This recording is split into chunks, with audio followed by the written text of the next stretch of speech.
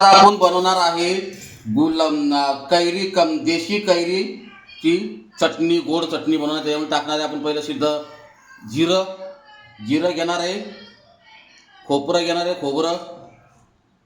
खोबरं घेणार आहे आणि लसूण घेणार आहे.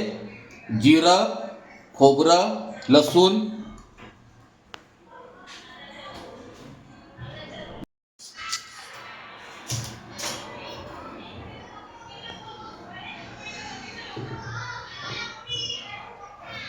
जिरं, खोबरं आणि लसूण आणि थोडंसं कांदा, एक कांदा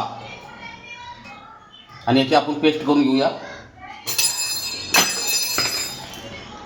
याची आपण पेस्ट करूया आणि आता आपण ग्राइंडरला लावूया.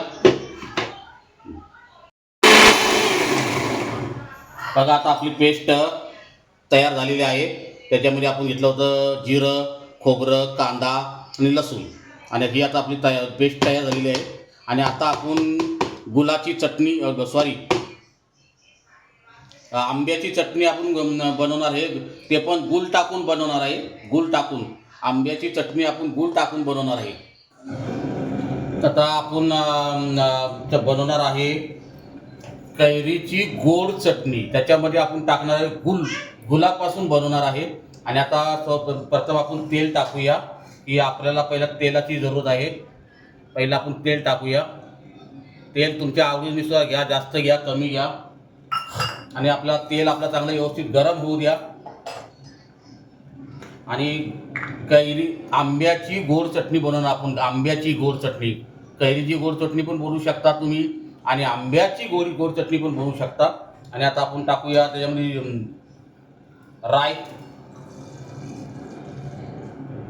राय टाकूया. राय चांगली तडतडू द्या, फुटू द्या. राय चांगली फुटली पाहिजे.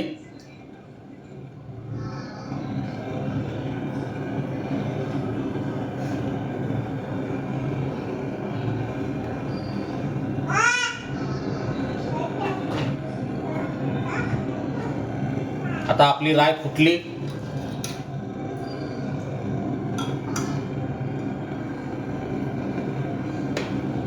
आणि आता आपण टाकूया हिंग टाकलेला आहे. हिंग टाकल्याच्या नंतर आपण टाकणार आहोत कढीपत्ता टाकणार आहोत. आणि कढीपत्ता टाकल्याच्या नंतर आपण टाकणार ही चटणी बनवली आपण ती. आपल्याला जेवढी लागेल तेवढीच घ्या.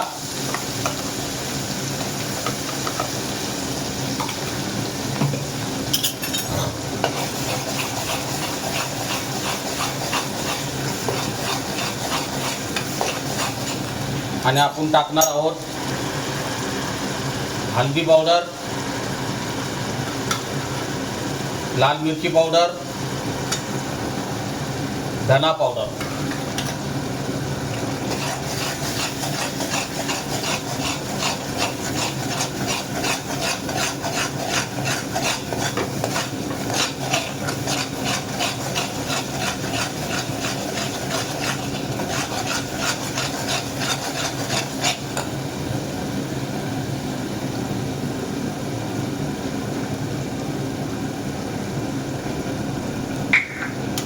आणि चवीनुसार मीठ.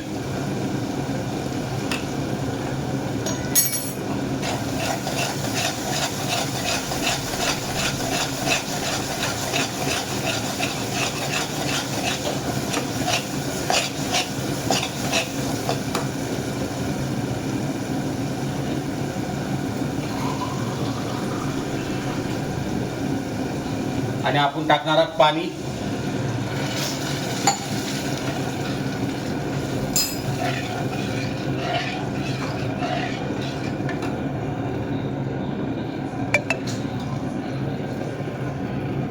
आता आपल्याला चांगलं व्यवस्थित हे शिजवून घेऊया. पाण्याला चांगलं उकळी येऊन देऊया. त्यानंतर आपण टाकूया गूळ टाकूया.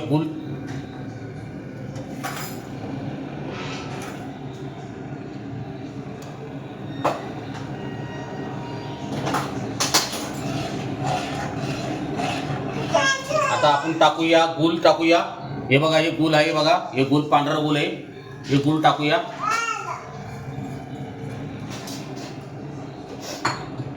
आणि गूळ पण चांगला पाण्यामध्ये आपण म्हणजे मसाल्यामध्ये चांगलं व्यवस्थित करून घेऊया.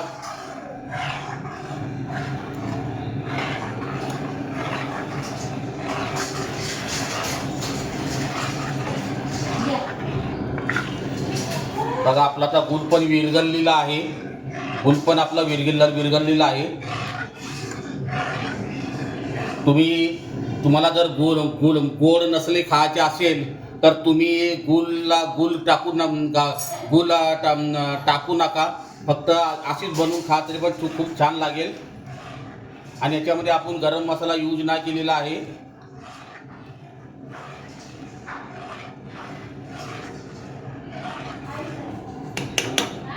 आणि आता आपण टाकूया कैरी. देशी कैरी आहे.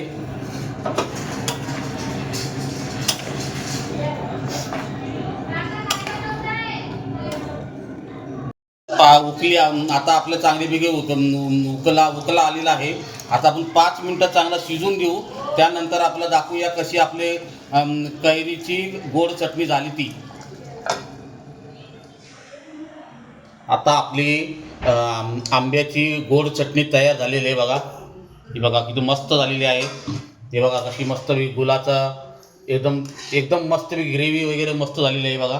आणि खूप छान लागते खायला. तुम्ही पराठासंगती खा किंवा डाळ भातीसंगती खा किंवा आमटी भातासंगती खा. खूप छान लागतं आणि अशी बनवून खा. आणि माझा व्हिडिओ जर आवडला असेल तर सब करून ठेवा, जेणेकरून माझे तुम्हाला नवीन व्हिडिओ पाहायला भेटतील. चव माझ्या महाराष्ट्राची.